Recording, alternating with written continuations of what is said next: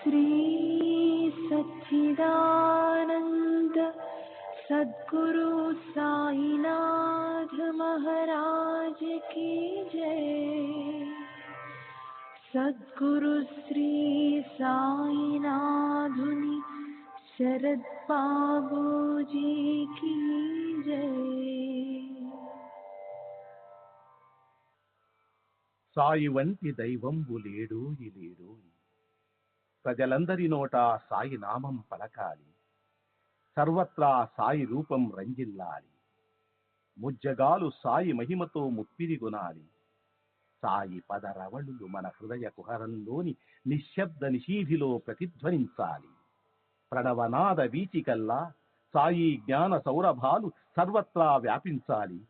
ఆ సుజ్ఞాన సౌరభాల ఆస్వాదనలో మన మనసులు మత్తెక్కాలి.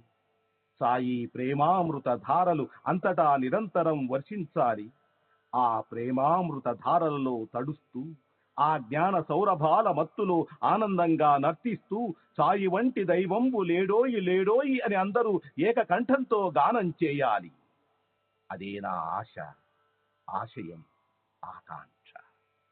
అదొక మధుర స్వప్నం. ఆ స్వప్న సాఫల్యం కోసం శ్రీ సాయినాథుని అనన్య ప్రేమతో, ఆర్ద్రతతో ప్రార్థించటమే మనం చేయగలిగింది, చేయవలసింది. Shri Babuji.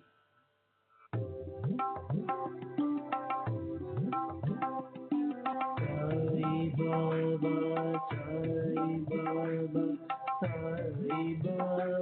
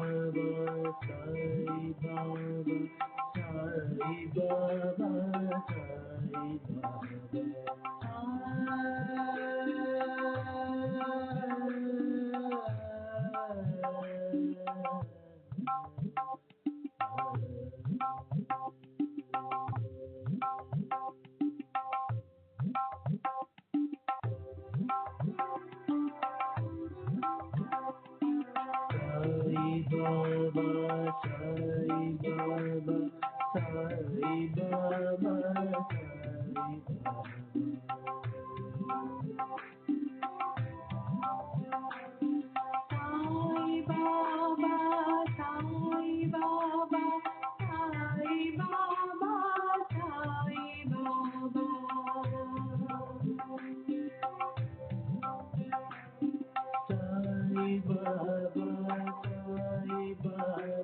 Sai Baba, Sai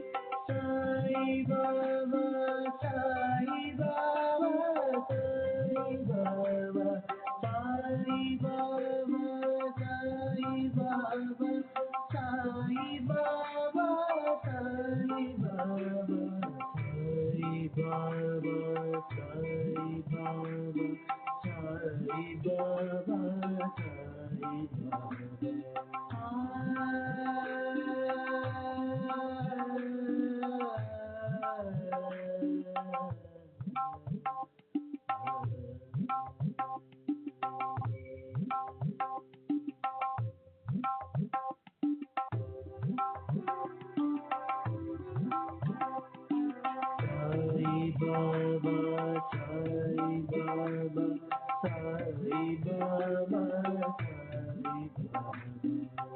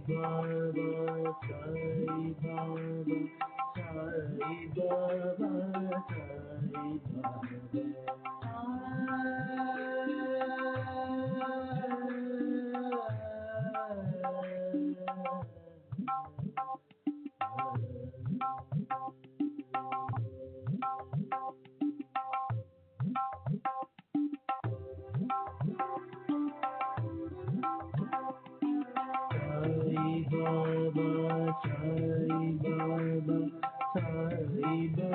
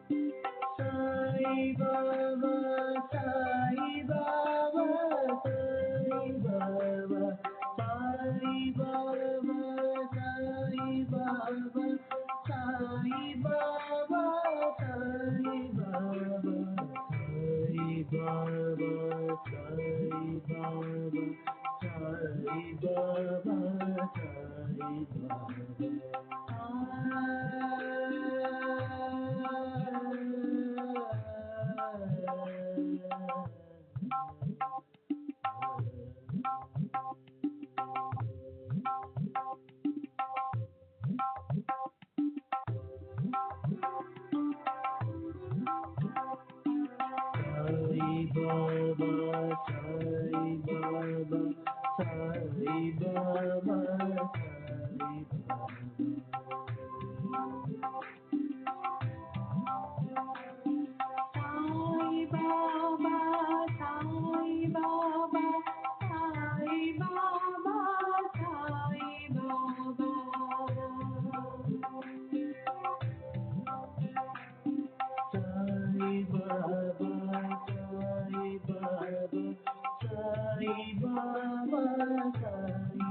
Baba.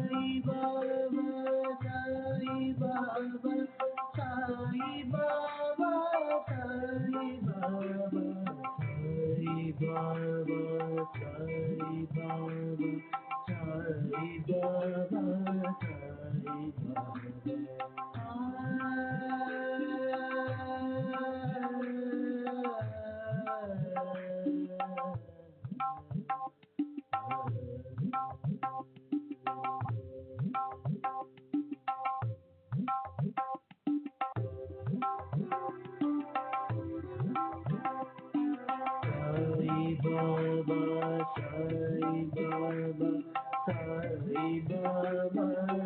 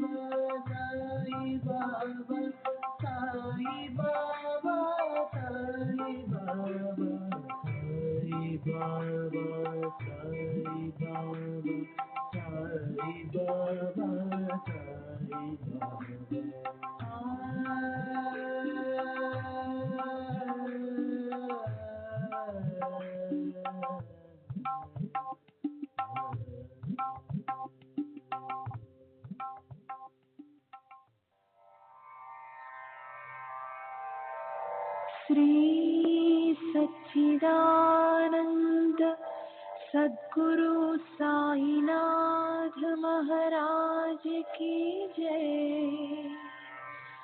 सद्गुरु श्री साईनाथुनि शरद बाबूजी की जय।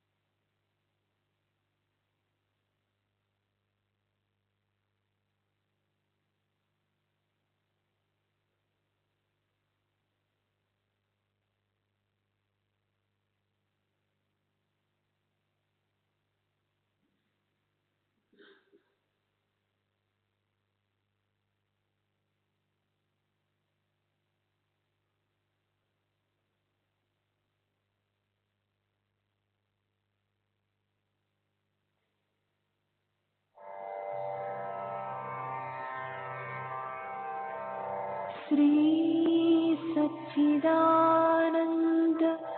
सद्गुरु साईनाथ महाराज की जय। सद्गुरु श्री साईनाथुनि शरद बाबू जी की जय।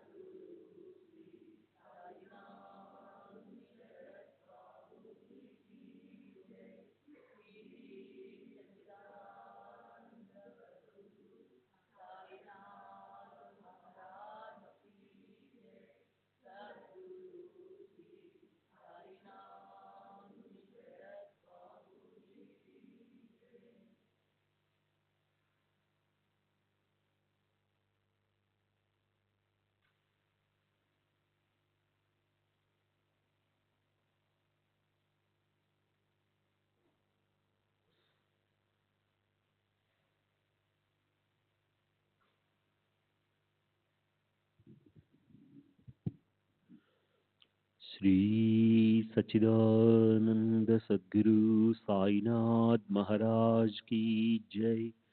सद्गुरु श्री साईनाथ शरद बाबू जी की जय। శ్రీ సాయినాథాయ నమః. శ్రీ సాయి సచ్చరిత్రము 27వ అధ్యాయం. నిన్నటి తరువాయి. శ్యామకు బాబాపై అపరిమితమైన భక్తి ఉన్నట్లే బాబాకు అతనిపై అత్యంత ప్రేమ. అతనికి ఏదైనా నియమాన్ని విధించాలని సాయికి సంకల్పం కలిగింది.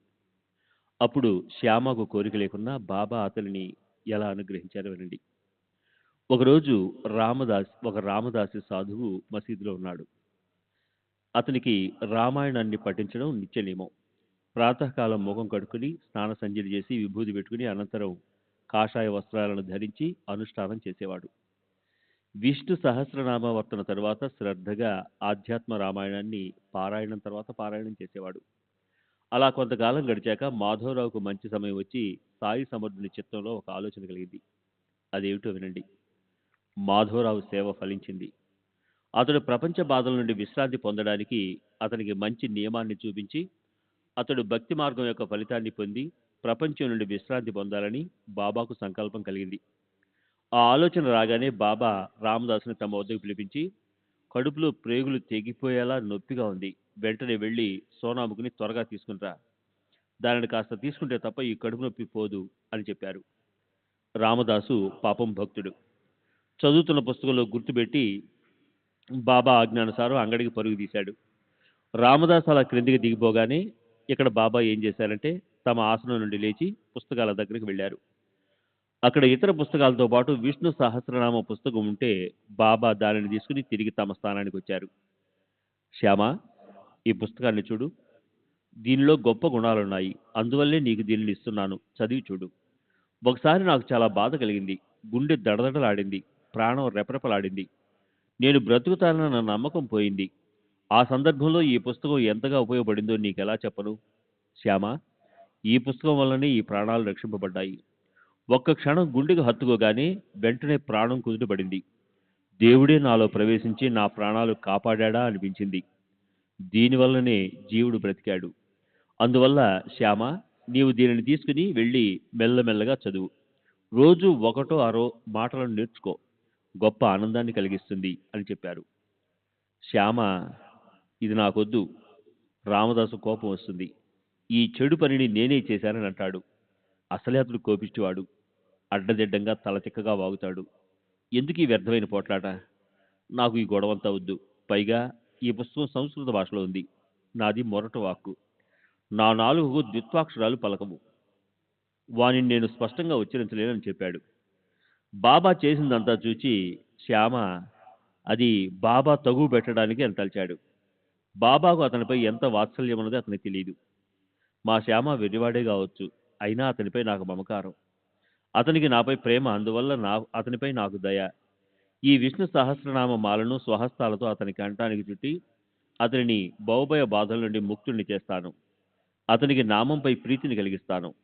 నామం పాపాలనే పర్వతాలను పగలగొట్టుతుంది. నామం శరీర బంధనాలను విడగొట్టుతుంది. నామం కోటి చెడు వాసనలను సమూలంగా పెరికివేస్తుంది. నామం కాలుని మెడలు విరిచేస్తుంది. నామం జనన మరణ చక్రాన్ని తప్పిస్తుంది. శ్యామకు ఇటువంటి సహస్రనామం మధురమవ్వాలి. ప్రయత్నపూర్వకంగా నామాన్ని స్మరిస్తే మంచిది. అప్రయత్నంగా నామజపం చేసినా చెడు కలగదు. తెలియకుండా నోటితో ఉచ్చరించిన నామ ప్రభావం ప్రకటమవుతుంది. అంతఃకరణాన్ని పరిశుద్ధపరచడానికి నామం కంటే సులభమైన మరో సాధన లేదు.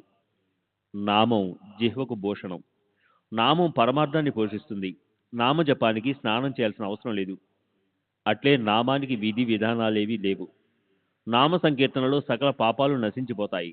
నామం ఎల్లప్పుడూ పావనమైనది. అనవరతం నా నామాన్ని స్మరించేవారు తీరానికి చేరుకుంటారు. ఇతర సాధనలేవి అవసరం లేకుండానే మోక్షం హస్తగతమవుతుంది. నా నామాన్ని ఎల్లప్పుడూ జపించే వారి పాపాలు క్షాళనమవుతాయి. మెల్లగా లోపల నా నామాన్ని జపించేవారు ఉత్తమ గుణ సంపన్నుల కంటే ఉత్తములు అని చెప్పారు. ఇదే బాబా మనోగతం. దానిని అనుసరించి ప్రవర్తించేవారు. శ్యామ వద్దు వద్దు అని వారించినా బాబా పుస్తకాన్ని అతని జేబులో పెట్టారు. అతని తల్లిదండ్రుల గొప్ప పుణ్యఫలం కారణంగా అతనికి సాయిబాబా యొక్క కృపాఫలం లభించింది. ఇటువంటి పావనమైన విష్ణు సహస్రనామం ప్రపంచంలోని బాధలను తొలగిస్తుంది. ఇతర కర్మలను చేయటానికి ఒక విధి విధానం అవసరం, కానీ నామజపానికి అవేవీ లేవు. నిరవధికంగా చేయవచ్చు. ప్రదోషం, చదవకూడని సమయం వంటివి లేవు. నామజపం వంటి మంచి ఉపాసనా సాధన వేరే ఏదీ లేదు. ఇదే విధంగా ఏకనాథ్ మహారాజ్ కూడా ఇదే విష్ణు సహస్రనామాన్ని తమ పొరుగింటి వ్యక్తి తలపై పెట్టి అతని పరమార్థ మార్గంలో ప్రవేశపెట్టారు.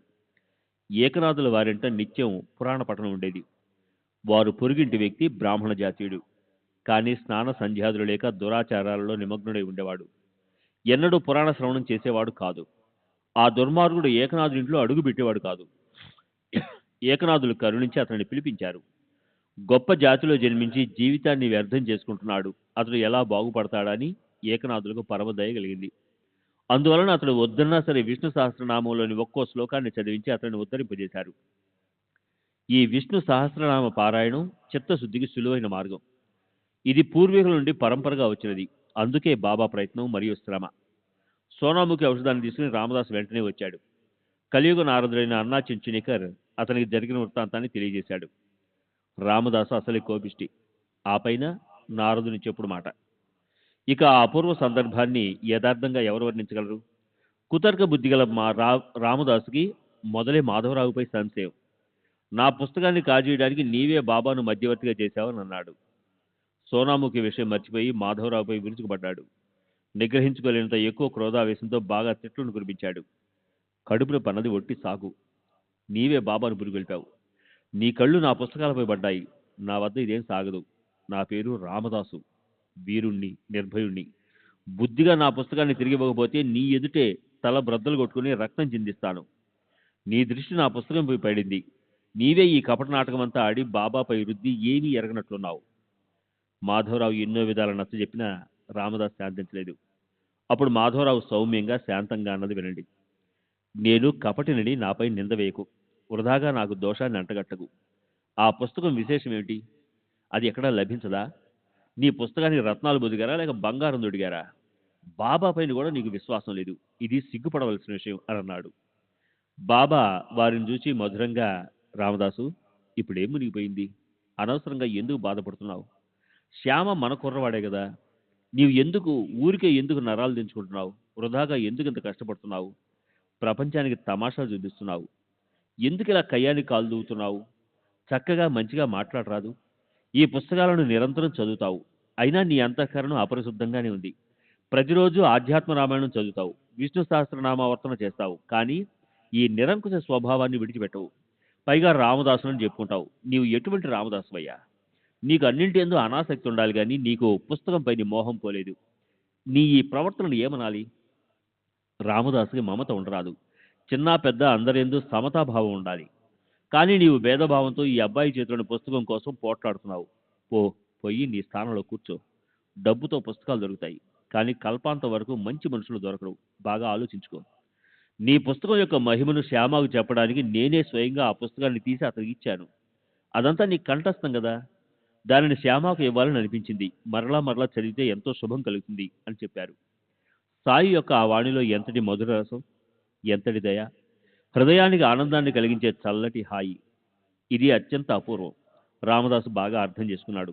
కోపంగా బాగా ఎర్రబారిన ముఖంతో శ్యామను ఉద్దేశించి, ఇదిగో నీకు ఇప్పుడు చెప్తున్నా, దీనికి బదులుగా పంచరత్న గీతం తీసుకుంటానని అన్నాడు.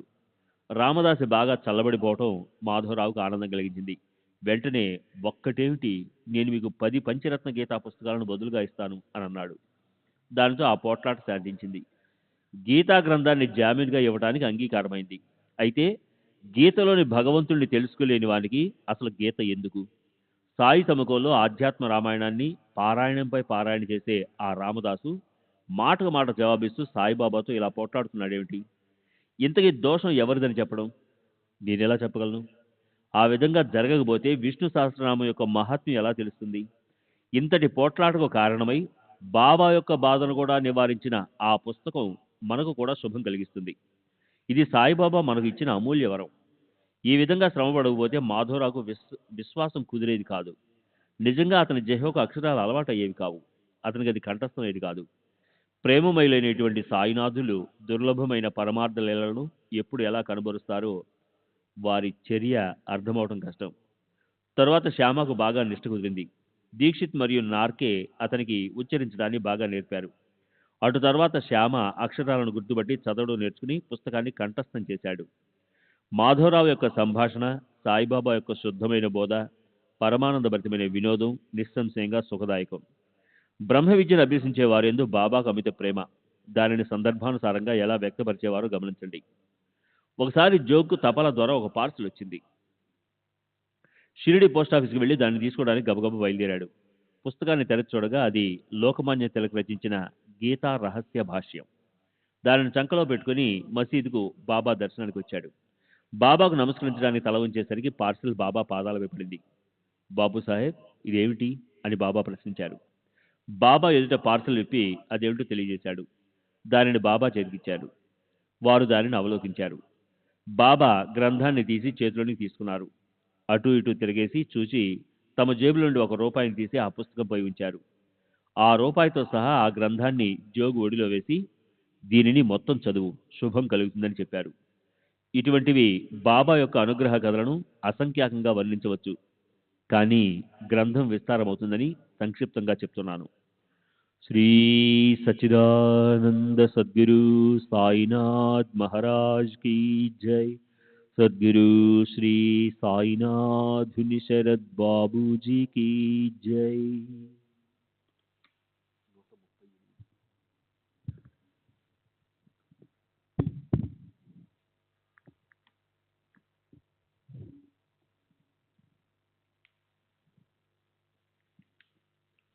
ఒకసారి షిరిడీలో ఏం జరిగిందంటే, దాదాసాహెబ్ కాబట్టి కుటుంబం సమేతంగా షిరిడీ వచ్చి బాబా ప్రేమతో బాబా ప్రేమలో లీనమై అక్కడే ఉన్నాడు. కాబట్టి సామాన్య గృహస్థుడు కాడు, గొప్ప విద్వాంసుడు, ఉన్నత స్థాయిలో ఉన్నవాడు. సాయి సన్నిధిలో చేతులు జోడించుకొని వారి చరణాల యందు శిరస్సును ఉంచేవాడు. ఆంగ్ల విద్యా పారంగతుడు. శాసనసభలో బాగా పలుకుబడి కలవాడు. వ్యక్తిత్వంలో అందరినీ కదిలించే వేసేవాడు. కానీ బాబా ఎదుట మౌనంగా ఉండేవాడు. బాబా భక్తులు అసంఖ్యాకంగా ఉన్న వారి వద్ద మౌనవ్రతంలో ఉండేవారు. కాబట్టి నూల్కరు బూటి తప్ప ఇతర భక్తులెవరూ లేరు. ఇతరులంతా బాబాతో బాగా మాట్లాడేవారు. కొందరు ఏ జంకు లేకుండా వారికి సమానంగా మాటకు మాట సమాధానం చెప్పేవారు. కానీ పై ముగ్గురు మౌనవ్రతంలో ఉండేవారు. మాట్లాడకపోవడమే కాదు, బాబా ఎదుట కేవలం తలల వంచి ఉంచేవారు. అంతే. వాని వినమ్రత వర్ణాతీతం కాదు. వారు శ్రద్ధగా వినటం కూడా వినయంగా ఉండేది. విద్యారణ్య స్వామి యొక్క పంచదశిని వ్యాఖ్యానించగల దాదాసాహెబ్ మసీదులోకి వెళ్ళగానే మౌనంగా ఉండేవాడు. శబ్ద బ్రహ్మ ఎంత శక్తివంతమైన శుద్ధ బ్రహ్మ ముందు నిశ్చేజమే కదా. సాక్షాత్తు పరబ్రహ్మమూర్తి అయిన సాయి ముందు పాండిత్యం సిగ్గుపడవలసిందే. కాబట్టి 4 నెలలు, అతని భార్య 7 నెలలు షిరిడీలో ఉన్నారు. ఆ ఉభయులకు రోజు రోజుకు ఎంతో ఆనందం అనుభవమైంది. అతని భార్య అత్యంత నిష్ఠావంతురాలు. ఆమెకు సాయి పాదాలయందు అత్యంత ప్రేమ. ఆమె నిత్యము మసీదుకు సాయిబాబాకు నైవేద్యాన్ని స్వయంగా తీసుకుని వచ్చేది. బాబా నైవేద్యాన్ని స్వీకరించే వరకు ఉపవాస వ్రతంతో ఉండేది. సాయి మహారాజు ఆరగించిన తర్వాతే ఆమె భోజనం చేసేది. ఒక శుభ సమయాన పరమభక్తవత్సలుడైన బాబా అచంచలమైన ఆ స్త్రీ శ్రద్ధను గమనించి ఆమెకు ఉజ్వలమైన పారమార్థ మార్గాన్ని చూపించారు. బోధనా పద్ధతి అనేక రకాలు. బాబా పద్ధతి విశిష్టమైనది. వారు ఆడుతూ పాడుతూ నవ్వుతూ హృదయంలో బాగా నాటుకునేలా అనుగ్రహాన్ని ప్రసాదించేవారు. ఒకసారి కాబర్డే భార్య అన్నము, పప్పు, పూరి, హల్వా, పాయసము, అప్పడాలు, వడియాలు, వడపప్పు అవి పళ్ళెం నిండా పట్టుకొని వచ్చింది. ఆ పళ్ళెం వచ్చిన వెంటనే బాబా ఆదుర్దాతో తమ ఆసనంపై నుండి లేచారు. చేతిపైన కప్నీని పైకి జరుపుకున్నారు. భోజనం చేసే చోట కూర్చున్నారు. పళ్ళాన్ని తమ ముందుకు లాక్కొని దానిపైన మూతను ప్రక్కన జరిపి భోజనానికి ఉద్యుక్తులయ్యారు. ఇతరులు కూడా అంతకంటే చాలా రుచిగా ఉన్న నైవేద్యాలను అపరిమితంగా తీసుకుని వస్తారు. అవి ఎంతోసేపు అక్కడే పడి ఉంటాయి. ఈ భోజనంపై వారికి ఎంతకంత ప్రేమ. ప్రాపంచికులకు ఉన్న భేద బుద్ధి సత్పురుషులకు ఉంటుందా? ఇలాంటి భేదభావం తగునా అని మాధవరావు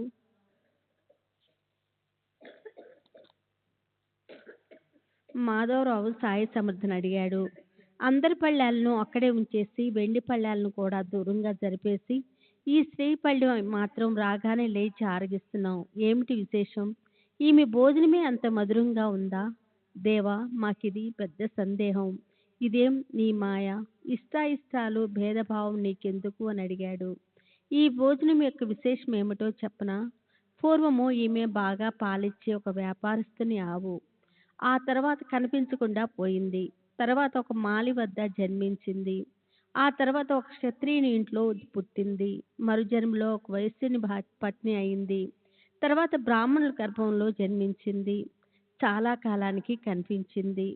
ప్రేమతో తెచ్చిన అన్నం 2 ముద్దలు సుఖంగా తిననివ్వు అని అంటూ బాబా యథేచ్ఛగా తిన్నారు. చేతులు నోరు కడుక్కొని తృప్తిగా తెంచి తమ ఆసనం పైకి వచ్చి కూర్చున్నారు. అప్పుడు ఆ స్త్రీ వారికి వందనం చేసి వారి పాదాలను వత్తసాగింది. ఆ అవకాశాన్ని తీసుకుని బాబా ఆమెకు హితోపదేశం చేయసాగారు. బాబా చరణాలను పడుతున్న ఆమె చేతిని బాబా తమ చేతితో వత్తసాగారు. భగవంతుని భక్తురాని పరస్పర సేవను చూచి శ్యామ పరిహాసమాడాడు. భలే బాగా ఉంది. ఈ దృశ్యం ఎంత ఆనందకరము. మీ పరస్పర ప్రేమ భావాన్ని చూస్తుంటే చాలా ఆహ్లాదకరంగా ఉంది అన్నాడు. ఆమె సేవకు బాబా ప్రసన్నులై ఆమెతో మెల్లగా రాజారాం రాజారాం అను, అలా ఎల్లప్పుడూ అంటూ ఉండు. అమ్మా, నీ జీవితము సఫలమవుతుంది. నీ మనసు శాంతిస్తుంది. నీకు అపరిమితమైన శుభం కలుగుతుందని చెప్పారు.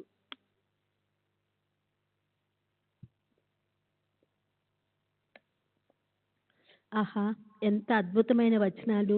అవి హృదయంలోనికి చొచ్చుకుని పోయి తక్షణము శక్తిపాతం చేస్తాయి. ఇటువంటి దయామయులు శరణాగతులను రక్షించే సాయి సమర్థులు ఎల్లప్పుడూ భక్తుల మనోభీష్టాలను తీర్చి వారికి శుభాలను కలుగు చేస్తారు. ఇక అత్యంత ప్రేమతో వినమ్రతతో శ్రోతలకు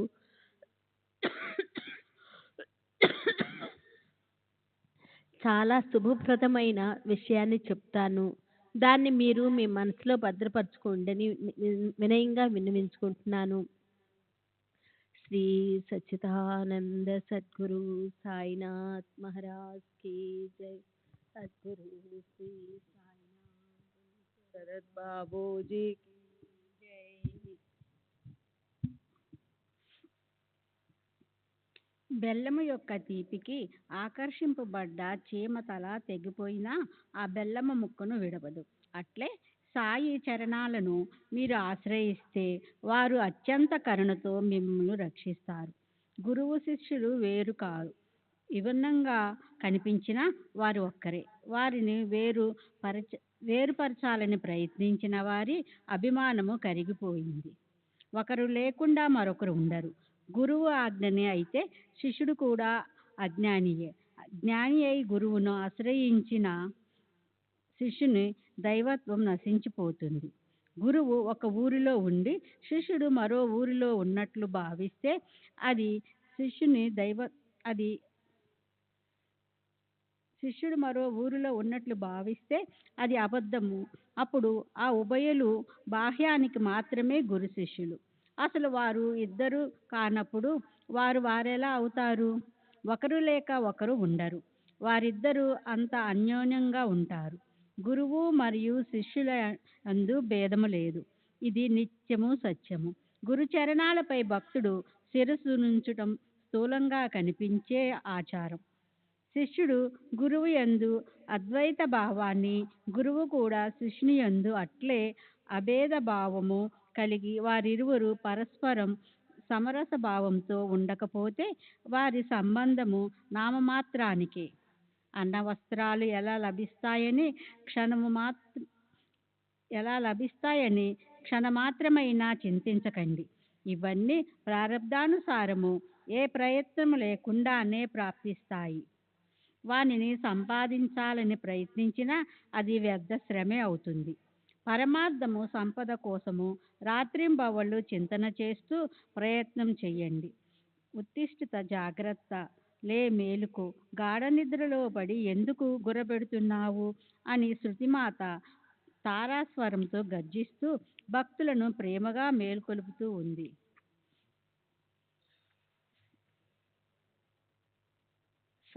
సర్వనరతకు బీజభూతమైన అజ్ఞానమనే నిద్రలో మునిగి ఉన్న వారిని సమయానికి మేలుకొలిపే గురు జ్ఞానామృతాన్ని సేవించండి. దాని కొరకు అత్యంత వినమ్రతతో గురు చరణాలలో శరణాగతులవ్వండి. విహితాలను తెలిసిన వారు గురువు ఒక్కరే. కానీ పసిపిల్లల వంటి వారమైనా మనకు అది తెలియదు. అహంభావంతో కించిదుడైన జీవుడు, నిరంభావంతో సర్వజ్ఞుడైన శివుడు ఇద్దరూ ఒక్కటే అన్న అభేద భావాన్ని కలిగించేవారు ఒక గురువే. అజ్ఞానం అనే ఉపాధితో ఉన్న ఆత్మ జీవుడు.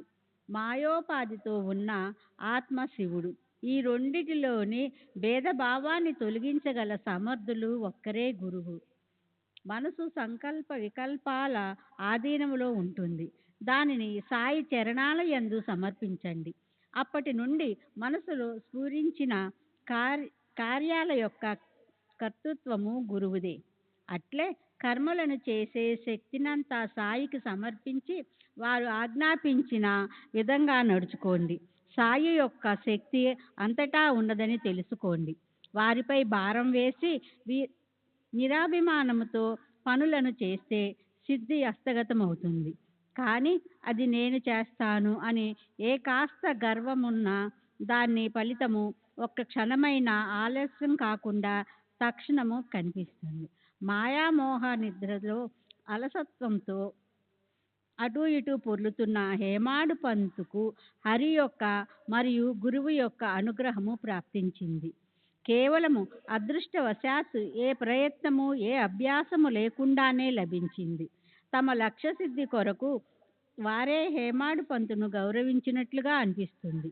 భక్తులను ఉద్ధరించటానికి తమ చరిత్రను బలవంతంగా పంతు చేయపట్టుకొని సవిస్తరమైన గ్రంథాన్ని వ్రాయించారు. అఖండానుసంధానమనే దారముతో అనన్యమైన ప్రేమభక్తి అనే చిత్ర విచిత్ర పుష్పాలతో హారం గుచ్చి మనోహరమైన సాయికి సాదరంగా సమర్పిస్తాను. ఆత్మస్వరూపమనే స్వరాజ్య సింహాసనాన్ని లభింపచేసుకొని దానిపై స్థిరంగా విరాజమనులవుదాము. నిరాభిమానంగా అంతరంగములో ఆత్మానందాన్ని అనుభవిద్దాం. ఇటువంటి అగాధమైన సాయి చరిత్రలో తర్వాతి కథ ఎంతకంటే విచిత్రమైనది. మీ చెవులను పవిత్రము చేసుకోవటానికి క్షణం పాటు సావధానులవ్వండి. తర్వాత 3 అధ్యాయాలలో బాబా తమ స్థానాలలోనే కూర్చొని అద్భుతమైన దృష్టాంతాలను చూపిస్తారు. మొదటి అధ్యాయంలో లాలా లక్ష్మీచంద్ విషయము, అతని పాదాలను ప్రేమ సూత్రంతో కట్టి అతనికి తమ ఆశ్రయాన్ని కలిగించారు. బుర్హాన్పూర్లోని ఒక స్త్రీ నుండి పులగాన్ని కోరి ఆమె తమ దర్శనానికి ఉత్సాహపడేలా చేసి ఆమెకు ప్రేమ యొక్క విశిష్టతను చూపించారు. ఆ తరువాత మేఘు స్వప్నంలో త్రిశూలాన్ని గీయమని దృష్టాంతము, అటుపైన అకస్మాత్తుగా అతనికి శివలింగాన్ని ప్రాప్తించటము, ఇటువంటి అనేక కథలు ఉన్నాయి. శ్రోతలు వీనిని భక్తిపూర్వకంగా వింటే శ్రవణం సార్థకమవుతుంది. సాగరములో మునిగిన ఉప్పులాగా హేమాడ్ సాయికి శరణుజొచ్చి సోహంభావం అనే అభేద భావంతో సాయికి అన్యంగా పాదాభివందనము చేస్తున్నాడు. మనసు అహర్నిశలు సాయి ధ్యానములో ఉంటూ వారు తప్ప వేరే ఏది మనసులో ప్రవేశించకుండా సావధానంగా ఉండాలని భక్తిగా ప్రార్థిస్తున్నాడు. గతించిన కాలము తుడిచిపెట్టుకుని పోయి భవిష్యత్తు తీరానికి చేర్చబడి మిగిలిన వర్తమాన కాలమంతా నిరంతరం గురు చరణాలలో ఉండుగాక. స్వస్తి శ్రీ సంతసజ్జన ప్రేరితము భక్తి హేమాడు పంతు విరచితమైన శ్రీ సాయి సమర్థ సచ్చరిత్రములో దీక్షానుగ్రహదానం అనే 27వ అధ్యాయం సంపూర్ణము. సద్గురు సాయినాథార్పణమస్తు. శుభం భవతు. శ్రీ సచ్చిదానంద సద్గురు సాయినాథ్ మహారాజ్ की जय. सद्गुरु श्री साईनाथुनि शरद बाबूजी की जय. శ్రీ సాయి సచ్చరిత్ర 28వ అధ్యాయం. శ్రీ గణేశాయ నమః, శ్రీ సరస్వత్యాయ నమః, శ్రీ గురుభ్యో నమః, శ్రీ కులదేవతాయ నమః, శ్రీ సీతారామచంద్రభ్యో నమః, శ్రీ సద్గురు సాయినాథాయ నమః. సాయిబాబా ఒకే ప్రదేశానికి పరిమితం కాదు, వారు సర్వ ప్రాణులలోనూ ఉన్నారు. బ్రహ్మ నుండి చీమ, దోమాది క్రిమి కీటకాలన్నిటిలోనూ సర్వత్రా వ్యాపించి ఉన్నారు. సాయి పూర్ణ శబ్ద బ్రహ్మ, పరబ్రహ్మను తెలుసుకునే మార్గాన్ని తెలియజేస్తారు. ఇలా రెండిటి యందు ప్రావీణ్యులవడం వలన వారు సద్గురువు పదవికి సమర్థులు. స్వయం గొప్ప జ్ఞాని అయిన శిష్యులకు బోధించలేని వారు లేదా ఆత్మస్వరూపంలో స్థిరపరచలేని వారు సద్గురువులు కారు. తండ్రి శరీరాన్ని జన్మింపజేస్తాడు, జననం వెనకే మరణం ఉంటుంది. గురువు జనన మరణాలను నశింపజేస్తాడు. అందుచేత గురువు యొక్క కరుణ అతిశయం. ఇప్పుడు గతంలో తెలియజేసినట్లు స్వప్న అధ్యాయంలో బాబా భక్తులకు స్వప్నాలలో ఎలా దర్శనమిచ్చారో శ్రవణం చేయండి. ఒకరికి కలలో త్రిశూలాన్ని గీయమని చెప్తారు, మరొకరిని పులగం కోరుతారు, ఇంకొకరిని చేత బెత్తం పుచ్చుకొని గురువు వలె వీపు బ్రద్దలు కొడతారు, ఒకరిని కలలో భయపెట్టి త్రాగే దురలవాటును తొలగిస్తారు. భక్తుల యొక్క అనేక కష్టాలను తొలగించి వారికి తమ పాదాల యందు ప్రీతిని కలిగిస్తారు. ఒకరిని వీపు బద్దలయ్యేలా బాది ఛాతిపై నూరే రాయితో మర్దించినట్లుగా దశమాధ్యాయంలో చెప్పిన విషయాన్ని శ్రోతలు ఇదివరకే విన్నారు. తరువాతి కథ విశేషాన్ని గానం చేసిన వారు విన్నవారు ధన్యులు, ఉభయులు తన్నీలులై అక్షయ ఆనందాన్ని పొందుతారు. నిందలు చేయడం వల్ల, చెడు మాటలు వినడం వల్ల వచ్చిన పాపాలను ప్రక్షాళనం చేసే పరమ పావనమైన సత్పురుషుని కథలను మరలా మరలా తెలియజేస్తాను.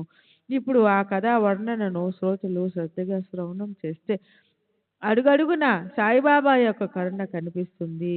రాలి సోదరులు గ్రీకు వర్తకులు భారతదేశమంతటా కొనుగోలు చేసేవారు. వారి శాఖలు అనేక పట్టణాలలో ఉండేవి. ముంబై నగరంలో కూడా ఒకటి ఉండేది. అక్కడి అధికారుల క్రింద లక్ష్మీచంద్ అనే గుమస్తా ఉద్యోగాన్ని బాగా ఆజ్ఞాపాలన చేస్తూ విశ్వాసపూర్వకంగా ఉండేవాడు. మొదట రైల్వేలో ఉండేవాడు, తరువాత వెంకటేశ ముద్రాలయంలో పని చేసేవాడు. అప్పుడు అతనికి సాయితో సమగమం ఎలా సంభవించిందో వినండి.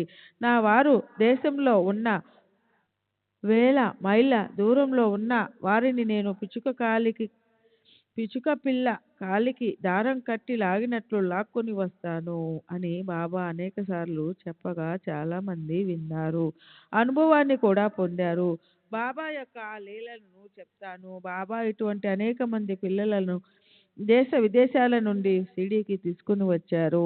వారిలో లక్ష్మీచంద్ ఒకడు. ఇతడు బాబా యొక్క భావికుడైన బిడ్డడు. అనేక జన్మలలో గడించిన ప్రారబ్ధ కర్మ ఉదయించినప్పుడే సత్పురుషుల సమగమం ప్రాప్తించి మోహం వలన కలిగే అజ్ఞానం నశిస్తుంది, వివేకాగ్ని ప్రదీప్తమానమవుతుంది, భాగ్యోదయమై వైరాగ్యం కలుగుతుంది, సంచిత కర్మ నశించి జీవితం సఫలమవుతుంది.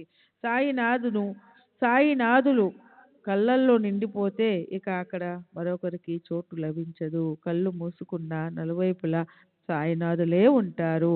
లాలాజీని కలుసుకున్నప్పుడు అతడు చెప్పిన స్వానుభవ విషయాలను నేను హృదయ పేటికల్లో ప్రేమగా పదిలపరుచుకున్నాను. వానిని చెప్పాలని ఉత్సాహంగా ఉంది. లాలాజీకి బాబా పిలుపు అదొక అలౌకిక లీల. దానిని భావికులైన శ్రోతలు శ్రద్ధగా వినండి. క్రీస్తు శకం 1910 క్రిస్మస్ సెలవు రోజులలో లాలాజీకి షిరిడీ ప్రయాణ యోగం పట్టింది. అప్పుడే అతనికి ప్రథమంగా బాబా యొక్క ప్రత్యక్ష దర్శనం. కానీ ఈ యోగం పట్టే చిహ్నం 1-2 నెలలు ముందుగానే సూచనగా జరిగింది. దానిని వినండి. శాంతాక్రూజులో ఉండగా మనసులో ఏ ఆలోచన లేనప్పుడు ధ్యానంలో అతడు అకస్మాత్తుగా స్వప్నంలో విశేషమైన దృష్టాంతాన్ని చూచాడు. గడ్డం పెరిగి ఉన్న ఒక ముసలి సాధువు నిలబడి ఉండగా ఆ మహాత్ముని చుట్టూ భక్తులు గుమికూడి ఉండడం చూచి ప్రేమగా అతనికి అభివందనం చేశాడు. తర్వాత దత్తాత్రేయ మంజునాథ్ బిజూర్ అనే పేరుగల గృహస్థుని ఇంటికి లక్ష్మీచంద్ దాసగను సంకీర్తనకు వెళ్ళాడు. బాబా పటాన్ని ముందు ఉంచడం దాసగనుకు అలవాటు. ఆ పటాన్ని చూడగానే లక్ష్మీచంద్కు తాను స్వప్నంలో చూసిన మూర్తి గుర్తుకు వచ్చారు.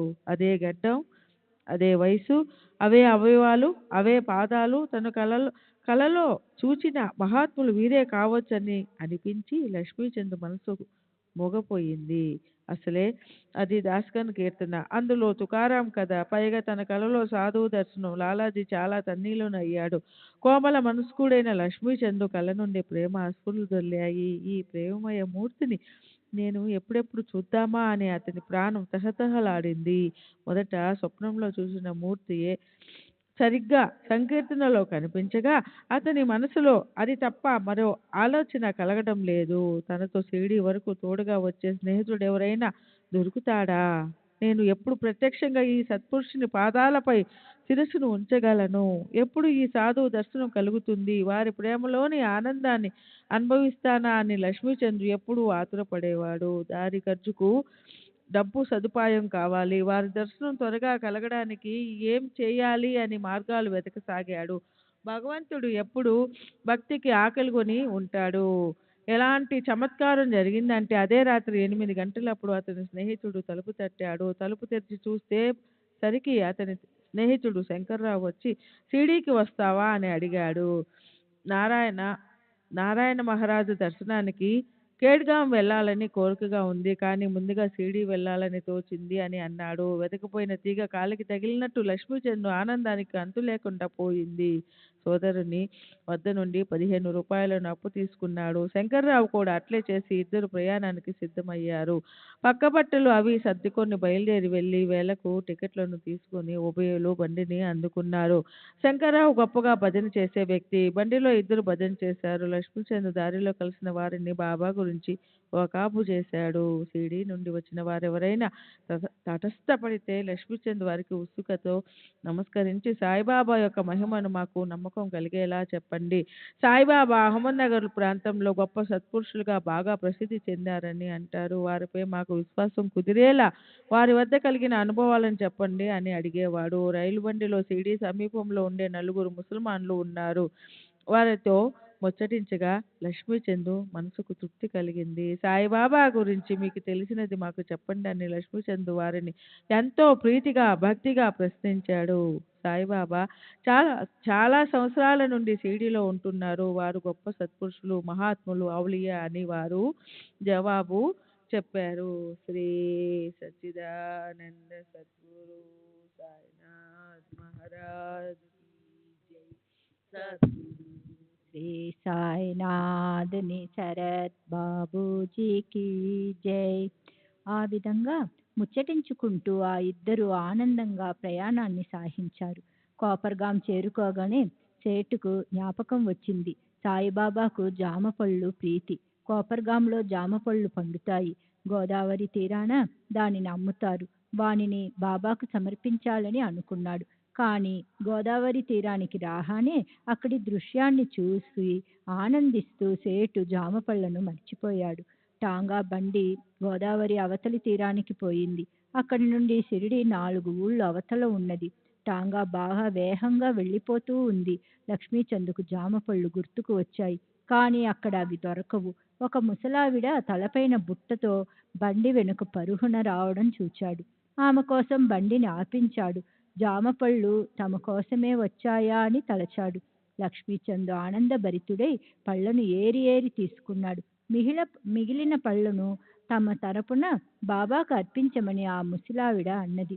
జామపళ్ళు గుర్తుకు రావడం, మరలా మరచిపోవడం, అకస్మాత్తుగా ఒక ముసలావిడ కలవటం, ఆమెకు సాయిపై గల భక్తి ఆ ఇద్దరికీ ఆశ్చర్యాన్ని కలుగజేసింది.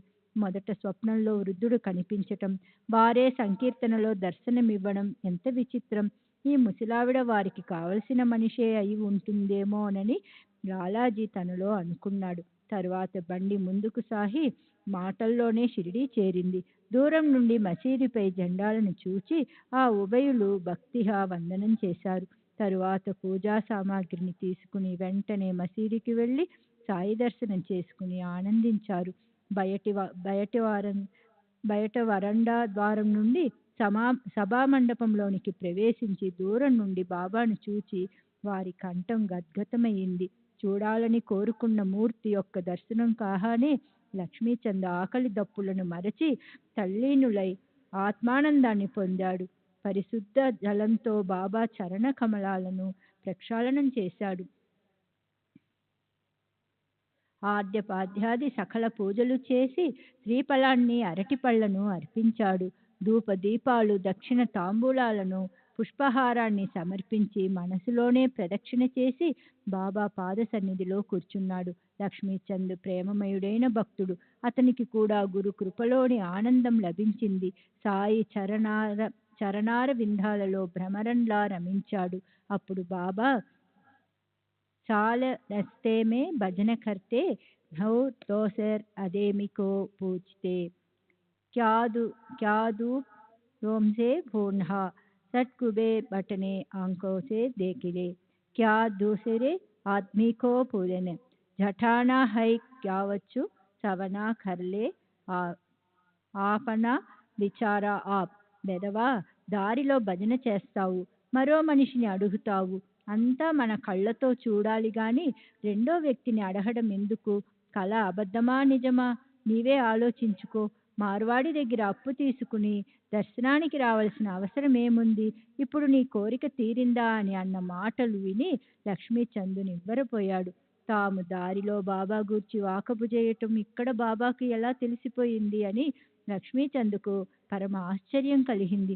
ఇంటిలో తనకు స్వప్నం రావడం, బండిలో భజన చేయడం వగైరా విషయాలు బాబాకి ఎలా తెలిసాయి? వీరు ఎంతటి సర్వజ్ఞులు! బాబాను త్వరలో దర్శనం చేసుకోవాలన్న ఉత్కంఠతో డబ్బు కొద్దిగా ఉండడం వలన అప్పు తీసుకుని తన కోరిక తీర్చుకున్న విషయం కూడా వీరికి తెలిసింది. లక్ష్మీచంద్కు పరమ ఆశ్చర్యం కలిగింది. అట్లే బాబా యొక్క కౌసల్యం అంతుపట్టనిది. సాయి చరణ కమలాలను ఆశ్రయించిన భక్త భ్రమరాలకు ఇతర భక్త సమూహానికంతా ఆశ్చర్యం కలిగింది. అప్పు చేసి పండుగ చేసుకోవటం, తీర్థయాత్ర పర్యటనలు చేయడం వంటి అప్పుల వ్యవహారాలు బాబాకి ఇష్టం లేదు అని ఇక్కడ వారి ముఖ్యమైన బోధ. లక్ష్మీచంద్ భక్తులందరి వెంట సాటేవాడకి వెళ్ళాడు. మధ్యాహ్నం సంతోషంగా భోజనానికి కూర్చున్నాడు. ఇంతలో ఒక భక్తుడు సాంజా అన్న పదార్థాన్ని బాబా ప్రసాదమంటూ ఆకులలో కొంచెం వడ్డించాడు. దానిని తిని చాలా లాలా తృప్తి చెందాడు. మరునాడు భోజన సమయంలో లాలాజీకి సాంజా గుర్తుకు వచ్చింది. కానీ అది రోజు లభించదుగా. అతడి కోరిక మనసులోనే ఉండిపోయింది. ఇక 3వ రోజున విశేషం. లాలాజీకి మిగిలిపోయిన కోరికను సాయి మహారాజు ఉపాయంతో ఎలా తీర్చారో గమనించండి. గంధాక్షతలు, పుష్పాలు, గంట, నీరాజనం, పంచారతి వగైరా తీసుకుని జోహు మసీదుకి వచ్చి బాబాని అడిగాడు, ఈ రోజు నైవేద్యం ఏం తీసుకుని రమ్మంటారు అని. సాయి మహారాజు, నాకు పళ్ళెం నిండా సాంజా తీసుకునిరా, పూజ ఆరతి తరువాత చేయి అని చెప్పారు. పూజా సామాగ్రిని అక్కడే ఉంచి జోగు వెంటనే వెనకకు వెళ్ళి అందరికీ సరిపడా సాంజాను తీసుకుని వెంటనే వచ్చాడు. ఆ తరువాత మధ్యాహ్న హారతి అయింది. భక్తులు ముందుగా తెచ్చిన నైవేద్య పళ్ళాలు పైకి రాసాగాయి. అప్పుడు బాబా భక్తులతో, ఇవాల్టి రోజు బాగా ఉంది, సాంజా ప్రసాదాన్ని తీసుకోవాలని ఉంది, త్వరగా తీసుకుని రండి, అందరం తృప్తిగా సేవిద్దామని అన్నారు. భక్తులు వెళ్ళి 2 గిన్నెల నిండా సాంజాను తెచ్చారు. లక్ష్మీచంద్కు బాగా ఆకలి కూడా వేస్తూ ఉంది.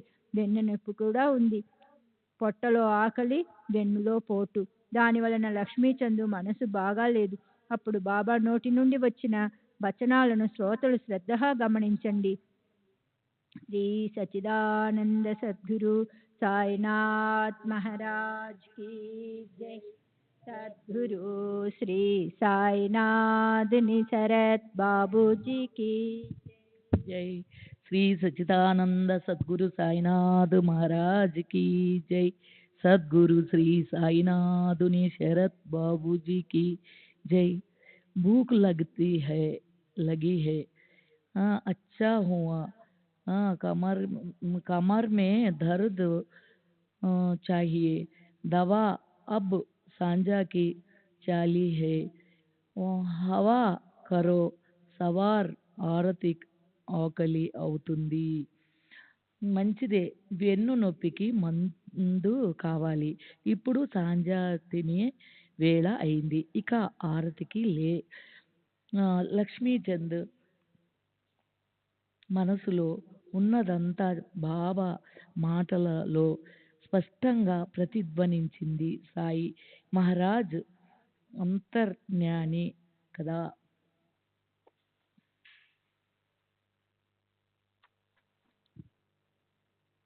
ఆరతి పూర్తయ్యాక భోజన సమయంలో లక్ష్మీచంద్కు సాంజా లభించింది. అలా అతని కోరిక తీరి మనసుకు ఆనందం కలిగింది. అప్పటి నుండి అతనికి బాబాపై ప్రేమ బాగా నాటుకుంది. కొబ్బరికాయ, అగరవత్తులు, పూజామాలతో బాబా పూజ పక్రమాన్ని సాగించాడు. అలా లక్ష్మీచంద్కు క్షేమం కలిగింది. సాయి పైన భక్తి ఎంతగా కుదిరింది అంటే ఎవరైనా షిరిడీకి వెళ్తున్నట్లు తెలిస్తే వారితో అతడు పూలమాల, అగరవత్తులు, కర్పూరము పంపేవాడు. షిరిడీకి వెళ్ళే వారితో ఈ 3 వస్తువులను దక్షిణతో సహా బాబాకు నియమంగా పంపేవారు. అతడు షిరిడీ వెళ్ళినప్పుడు ఒకరోజు రాత్రి చావడి ఊరేగింపు వైభవాన్ని చూడటానికి వెళ్ళగా అప్పుడు బాబాకు బాగా దగ్గు వచ్చి వారికి చాలా బాధ కలిగింది. ఈ దగ్గు బాబాను ఇలా కష్టపెడుతుంది ఏమిటి? మరి ఎవరిది దోష దృష్టి? ఎవరి దృష్టి దోష తగలడం వలన ఇలా దగ్గుతున్నారు అని లక్ష్మీచంద్ మనసులో అనుకున్నాడు. అది కేవలము మనసులో లేచిన ఆలోచనే. మరునాడు ఉదయం అతడు మసీదుకు వెళ్ళగా బాబా విశేషంగా చెప్పిన దానిని వినండి. మాధవరావుతో తమంతట తాము, నిన్న నాకు బాగా దగ్గు వచ్చింది. ఇది ఎవరిదైనా దృష్టి తగలటం వల్లనా? నాకు నిజంగానే ఎవరిది దృష్టి తగిలినట్టుంది. ఇదేం దృష్టి దోషమో? ఈ దగ్గు నా ప్రాణాన్ని విసిగిస్తుంది అని చెప్పారు. లక్ష్మీచంద్కు ఆశ్చర్యం కలిగింది. అరే, ఈ మాటలు నా మనసులోని ఆలోచనలు కదా, ఇవి వీరికి ఎలా తెలియచేశాయి అంటే బాబా అందరి హృదయాలలో ఉన్నారు అని అనుకుని చేతులు జోడించి, మీ దర్శనంతో చాలా ఆనందం కలిగింది. దయచేసి మమ్ము ఎప్పుడూ ఇలాగే రక్షించండి మహారాజా అని విన్నవించుకున్నాడు. ఇక నాకు ఈ పాదాలు తప్ప వేరే దైవం లేదు. మనసు మీ ఆరాధనలో ధమిస్తూ మీ చరాచరణాల వద్ద ఎల్లప్పుడూ ఉండుగాక. మీ పాదాలు యందు నా మస్తకాన్నుంచి మీ సెలవు కోరుకుంటున్నాను. ఇక మాకు ఆజ్ఞ ఇవ్వండి. శ్రీ సచ్చిదానంద సద్గురు సాయినాథ్ మహారాజ్ కీ జై. సద్గురు శ్రీ సాయినాథుని శరత్ బాబుజీకి జై. శ్రీ సచ్చిదానంద సద్గురు సాయినాథ్ మహారాజ్ की जय. సద్గురు శ్రీ సాయినాథుని శరత్ బాబూజీకి జై. అనాథులమైన మమ్ము ఇలాగే రక్షించండి. మీ కృపాదృష్టి మాపై ఎల్లప్పుడూ ఉండుగాక. దాని వలన ప్రపంచంలోని కష్టాలు కలగకుండుగాక. మీ నామ సంకీర్తనం ఘనంగా జరుగుతూ ఎల్లప్పుడూ సంతృప్తిగా సుఖాలు కలుగుగాక అని ప్రార్థించాడు. బాబా విభూదిని ఆశీర్వాదాన్ని తీసుకుని ఆనందాన్ని పొంది లక్ష్మీచంద్ స్నేహితునితో సహా మార్గంలో సాయి యొక్క గుణాలను కీర్తిస్తూ వెళ్ళాడు. ఇటువంటి మరో పిచ్చుకకు బాబాను ప్రత్యక్షంగా దర్శించుకునే ఘడియ వచ్చినప్పుడు బాబా ఆమెను బంధించి షిరిడీ తీసుకొని వచ్చారు. ఆ విశేషాన్ని వినండి. ఆ పిచ్చుక ప్రేమమయి అయిన ఒక స్త్రీ.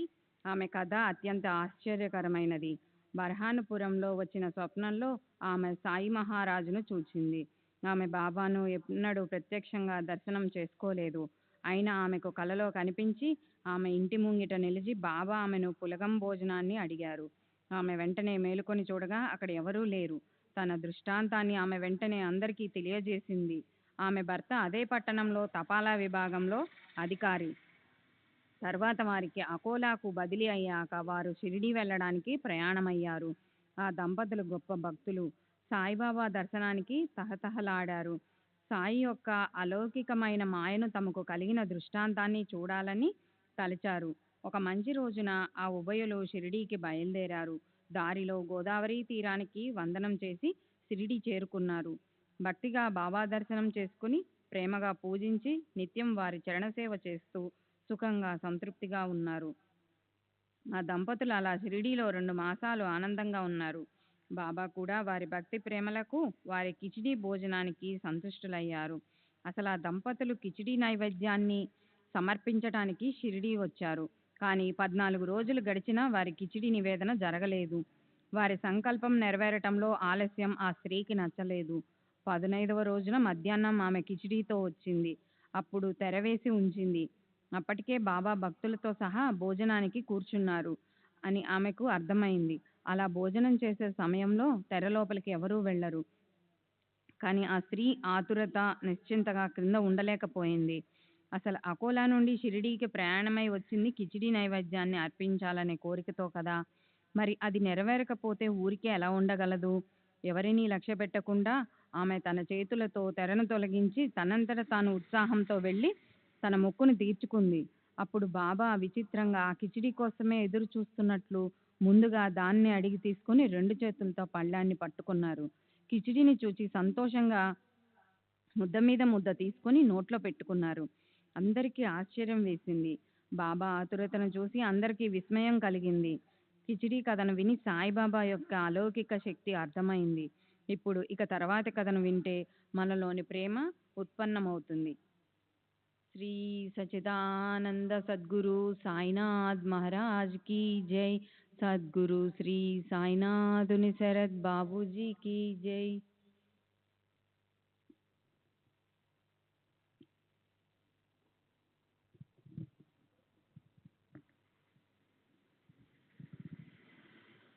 శ్రీ సచిదానంద సద్గురు సాయినాథ్ మహారాజ్ की जय.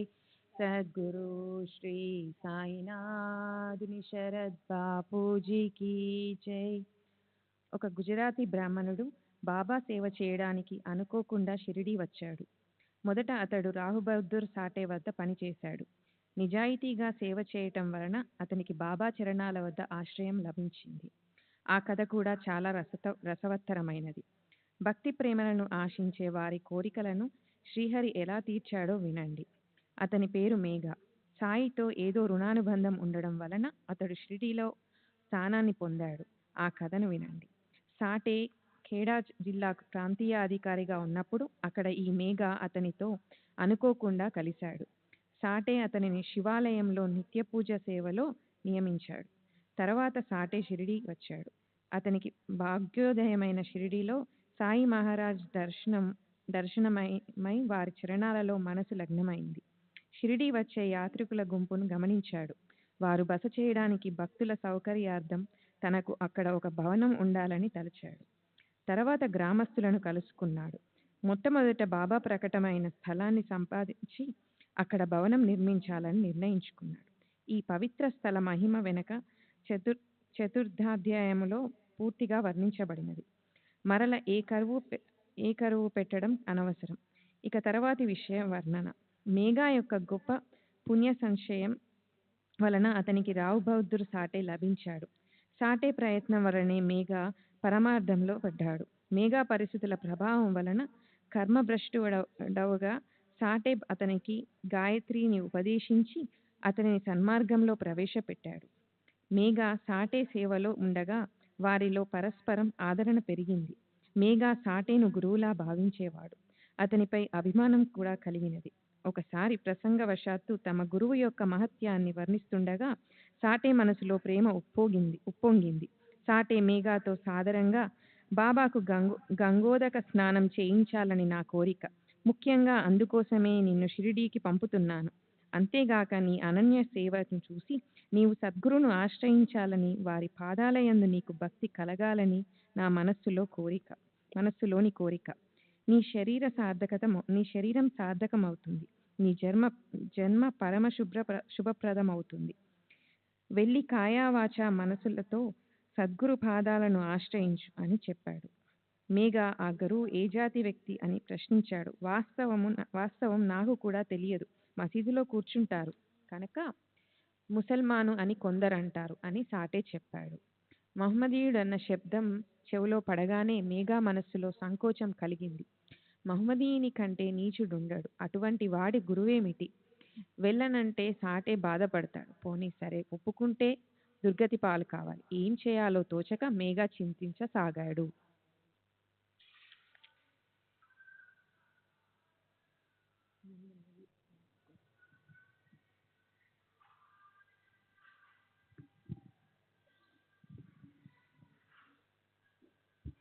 శ్రీ సచ్చిదానంద సద్గురు సాయినాథ్ మహారాజ్ की जय. సద్గురు శ్రీ సాయినాథుని శరత్ బాబూజీ की जय.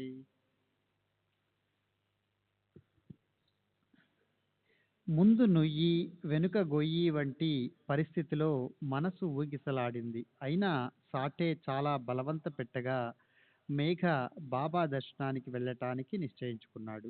తరువాత మేఘ షిరిడీ చేరి మసీదు ప్రాంగణంలోకి వెళ్ళి మెట్లు ఎక్కుతుండగా బాబా లీలను ఆరంభించారు. ఉగ్ర స్వరూపాన్ని ధరించి చేత్తో రాయి పుచ్చుకొని మెట్లపై అడుగు పెట్టావంటే ఖబర్దార్, ఇక్కడ మహమ్మదీయుడు ఉన్నాడు, నీవు గొప్ప కులానికి చెందిన బ్రాహ్మణుడవు, నేను నీచులలో నీచుణ్ణైనా యవనుణ్ణి, నీవు అపవిత్రుడవైపోతావు, వెనక్కు తిరిగి వెళ్ళిపో అని అన్నారు. అపర ప్రళయ రుద్రుని స్వరూపం వంటి బాబా యొక్క ఆ రౌద్ర రూపం చూచే వాళ్లకు వణుకు పుట్టించగా మేఘ వణికిపోయాడు. కానీ ఆ కోపం కేవలం పైపైనే. బాబా అంతరంగంలో దయ బాగా ప్రవహిస్తుంటుంది. నా మనసులోని ఆలోచనలను ఎలా తెలుసుకున్నారు అని మేఘ ఆశ్చర్యంతో చకితుడయ్యాడు. దూరాన ఉన్న ఖేడా జిల్లా ఎక్కడా, ఇంత దూరాన ఉన్న అహ్మద్ నగరు ఎక్కడా? సంశయాలతో నిండిన నా మనస్సును బయట పెట్టడానికి బాబా కోపం అని అనుకున్నాడు. బాబా కొట్టాలని ముందుకు వస్తుంటే ధైర్యం సడలిపోయిన మేఘ ముందుకు వెళ్ళే సాహసం చేయలేక ఒక్కో అడుగు వెనక్కు వేశాడు. ఆ తరువాత మేఘ కొంతకాలం షిరిడీలో ఉన్నాడు. బాబా యొక్క స్వభావాన్ని గమనించి శక్త్యానుసారం సేవ చేస్తుండేవాడు. కానీ అతనికి బాబాపై దృఢ విశ్వాసం కుదరలేదు కనుక తరువాత ఇంటికి వెళ్ళిపోయాడు. అక్కడ జ్వరంతో మంచాన పడ్డాడు. బాబాపై నిధి ధ్యాసతో అభిమానం పెరగగా మరలా షిరిడీకి వచ్చాడు.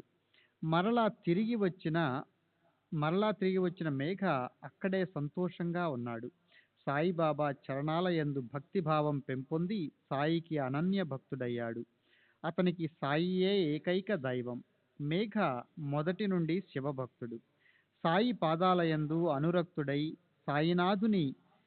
సాయినాథుని శంకరుని వలనే భావించేవాడు. సాయియే అతని ఉమానాథుడు. అతడు అహర్నిశలు సాయి శంకర్ అని నామాన్ని ఘోషించేవాడు. దానితో అతని మనస్సు కల్మష రహితమైంది. అతని బుద్ధి తదాకారమైంది. అతడు సాయికి అనన్య భక్తుడై సాయిని ప్రత్యక్ష శంకరుని వలె భావించేవాడు. శంకర శంకర అని నోటితో గట్టిగా పలికేవాడు. ఇతర దేవతలను ఒప్పుకునేవాడు కాదు. సాయియే అతని దేవత అర్చన. సాయియే అతని గిరిజారమణుడు. ఇదే దృఢ విశ్వాసంతో మేఘ ఎల్లప్పుడూ ప్రసన్నంగా ఉండేవాడు. శంకరునికి బిల్వదళాలు ప్రీతి. కానీ షిరిడీలో బిల్వ వృక్షం లేదు. దానికోసం మేఘ 2-3 మైళ్ళ దూరం వెళ్ళి తన కోరికను నెరవేర్చుకునేవాడు. చక్కగా పూజ చేయాలన్న తన మనసులోని కోరికను తీర్చుకొని సంతృప్తి చెందటానికి బిల్వపత్రి కోసం 1.5 కోసుల దూరమేమిటి, పర్వతాలను కూడా దాటగలిగేవాడు.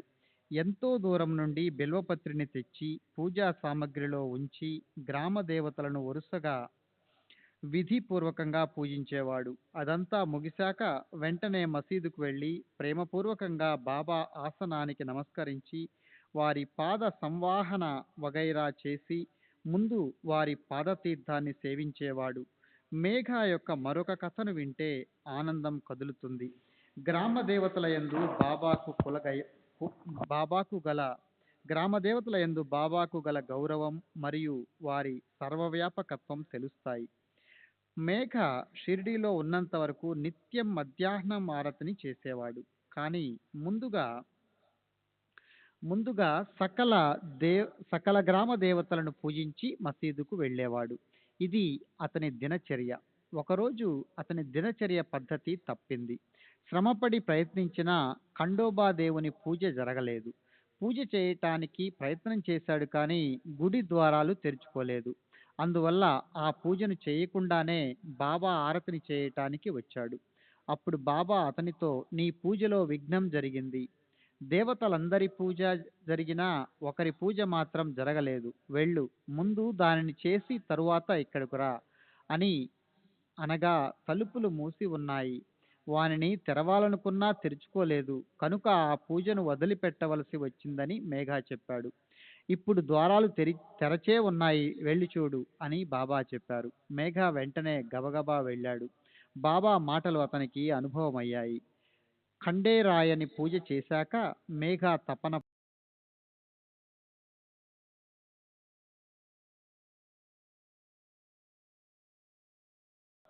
గంధ పుష్పాది బాబా మేఘాను పూజను చేయనిచ్చారు. శ్రీ సచ్చిదానంద సద్గురు సాయినాథ్ మహారాజ్ కీ జై. సద్గురు శ్రీ సాయినాథుని శరత్ బాబూజీ కీ జై.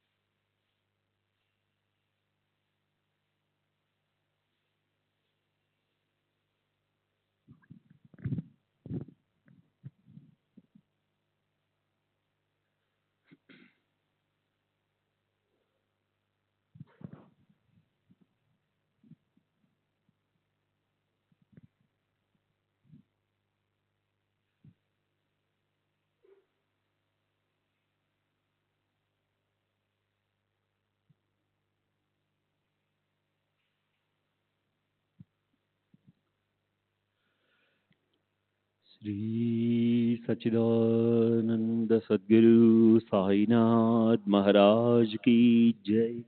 सद्गुरु श्री साईनाथ शरद बाबू जी की जय. साई रहम नजर करना, बच्चों का पालन करना.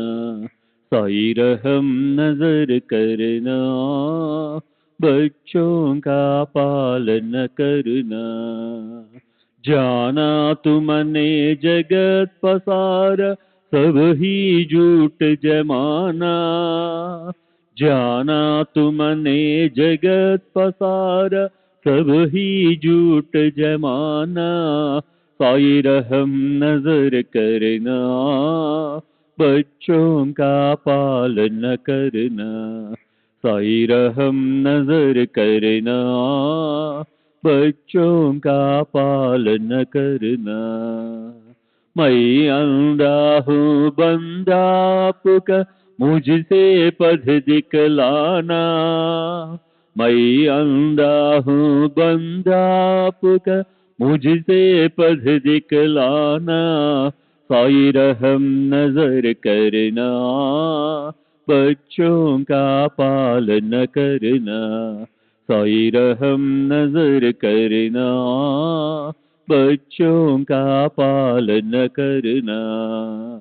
दासगणों कहे अब क्या बोलूं, थक गई मेरी रसना.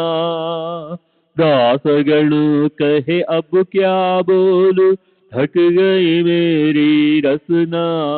साई रहम नजर करना, बच्चों का पालन करना.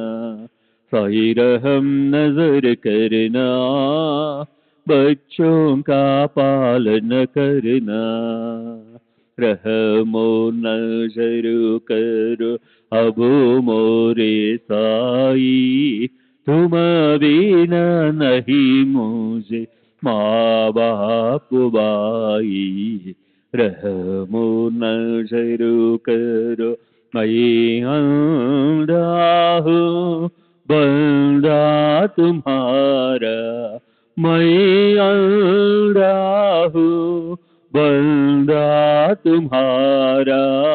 मैं ना जानू, मैं ना जानू, मैं ना जानू अल्लाह इलाही रहमो नजर करो रहमो नजर करो अब मोरे साई तुम बिना नहीं मुझे माँ बाप बाई रहमो नजर करो काली जमाना मैंने गमाया काली जमाना मैंने गमाया साथी आखिर का साथी आखिर का साथी आखिर का तुम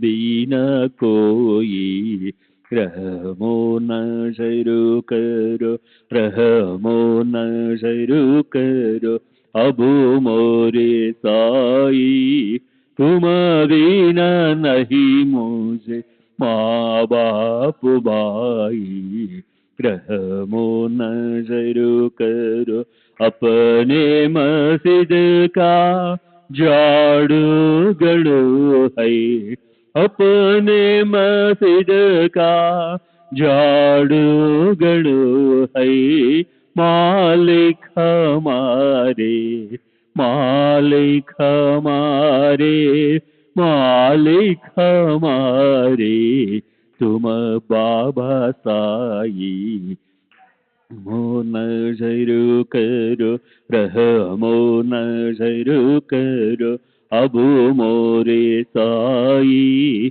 तुम बिना नहीं मुझे माँ बाप बाई रहमो नजर करो।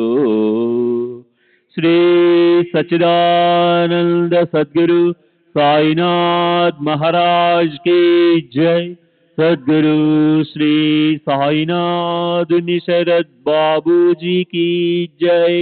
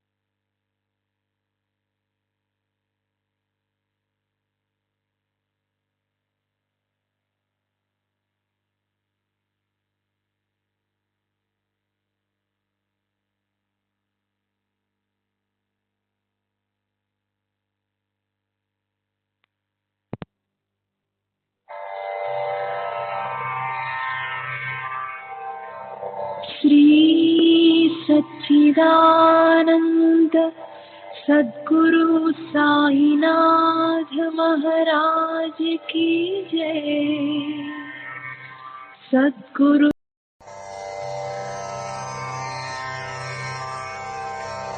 श्री सच्चिदानंद सद्गुरु साईनाथ महाराज की जय। सद्गुरु श्री साईनाथुनि शरद बाबू जी की जय।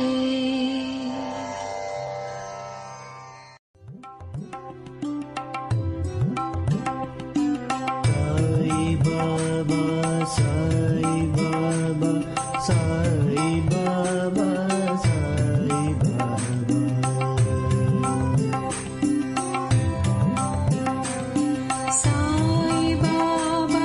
साई बाबा साई बाबा साई